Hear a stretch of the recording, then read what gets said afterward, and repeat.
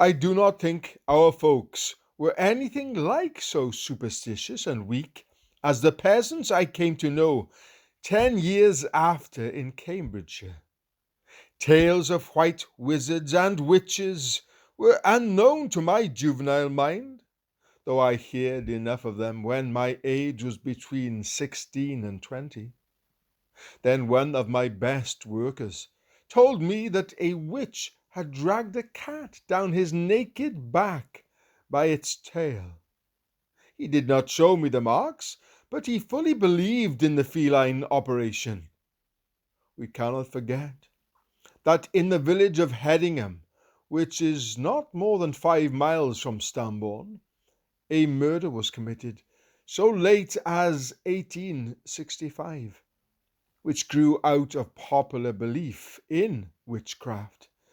The old men I talked with as a little child were, I am sure, far above all such nonsense, and upon many a biblical or political or ecclesiastical or moral subject they would have uttered great and weighty thoughts in their own savoury Essex dialect. There were no doubt in Stambourne a few rough fellows who did not go to any place of worship, but those who came to the meeting house were the great majority, and the plain practical common sense sermons which they heard had lifted them out of that dense superstition which still benumbs the brains of too many of the East Anglian peasantry. The singing at Stambourne Meeting House. The prayer meetings during the week were always kept up, but at certain seasons of the year, Grandfather and a few old women were all that could be relied upon. It occurred to me, in my riper years, to ask my venerated relative how the singing was maintained. "Why, grandfather," said I, "we always sang, and yet you didn't know any tunes, and certainly the old ladies didn't." "Why, child," said he, "there's one common meter tune which is all. Hum ha, and I could manage that very well. But how if it happened to be a long or short meter hymn? Why then, I either put in more hum-has, or else I left some out. But we managed to praise the Lord. Ah, shade of my dear old grandsire, your grandson is by no means more gifted as to crotchets and quavers than you were, and to this day the only solo he has ever ventured to sing is that same universally useful tune. Even that he has abandoned, for audiences are growing either more intelligent or less tolerant than they used to be. My grandfather once ventured upon publishing a volume of hymns. I never heard anyone speak in their favour, or argue that they ought to have been sung in the congregation. In that volume he promised a second, if the first should prove acceptable. We forgave him the first collection, because he did not afflict another. The meaning was good, but the dear old man paid no attention to the mere triviality of rhyme. We dare not quote even a verse. It may be among the joys of heaven for my venerated grandsire that he can now compose and sing new songs unto the Lord. When we say we dare not quote, we do not refer to the meaning or the doctrine. In that respect, we could quote every line before the Westminster Assembly, and never fear that a solitary objection would or could be raised. The Stambourne style of singing led me into trouble when I returned to my home.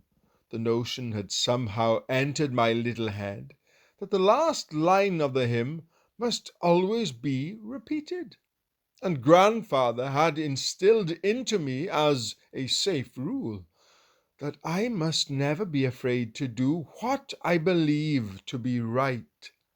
So, when I went to the chapel, where my parents attended, I repeated the last line, whether the congregation did so or not. It required a great deal of punishment to convince me that a little boy must do what his parents think to be right. And though my grandfather made a mistake in that particular instance, I have always been grateful to him for teaching me to act according to my belief, whatever the consequences might be. I recollect, when first I left my grandfather, how grieved I was to part from him. It was the great sorrow of my little life.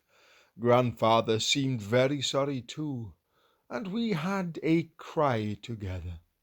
He did not quite know what to say to me, but he said, "Now, child, tonight, when the moon shines at Colchester and you look at it, don't forget that it is the same moon your grandfather will be looking at from Stanbourne."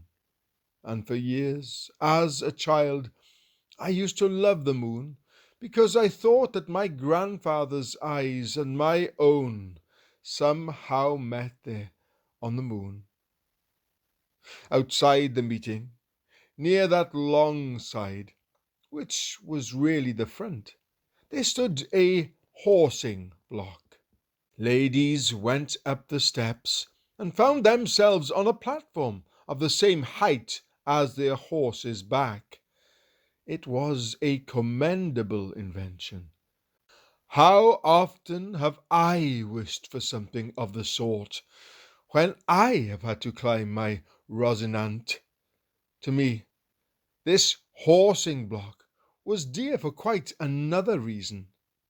The grand old lime trees shed their leaves in profusion, and when these were swept up, the old chapel keeper would ram a large quantity of them under the horsing block. When I had pulled out about as many as fitted my size, I could creep in, and there lie hidden beyond fear of discovery. My friend, Mr. Manton Smith, has written a book called Stray Leaves, and another which he has entitled More Stray Leaves. I entered into his work before he was born. So good was the hiding place that it remained a marvel where the child could be. The child would get alone, but where he went to, his guardian angels knew, but none on earth could tell. Only a little while ago my dear old Aunt Anne said, "But Charles, where did you get to when you were such a little child? We used to look everywhere for you, but we never found you till you came walking in all by yourself. The horsing block was the usual haunt when there were leaves, and an old tomb would serve at other times. No, I did not get into the grave, but it had a sort of altar tomb above it, and one of the side stones would move easily, so that I could get inside. And then by setting the slab of stone back again, I was enclosed in a sort of large box where nobody would dream of looking for me. I went to the aforesaid tomb to show my aunt my hiding place, but the raised altar was gone, and the top of it, with the name of the deceased thereon, was laid flat on the ground.